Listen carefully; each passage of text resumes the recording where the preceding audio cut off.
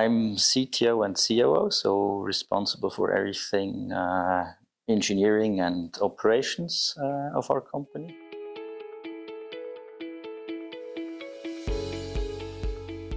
So I think it started about 2 years ago, and we were looking for a new supplier for our electronic components. And one of our colleagues that's located in Detroit, he knew members of OES, and that's kind of how we got together.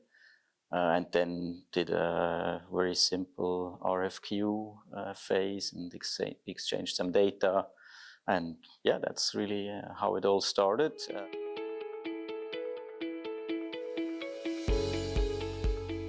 So it's a very active and also proactive communication. If there is issues to be resolved, it's a very quick forth and back to resolve the issue, and very uncomplicated and very solution driven, I would say. Yeah. So that's what I think is making it a very valuable partnership.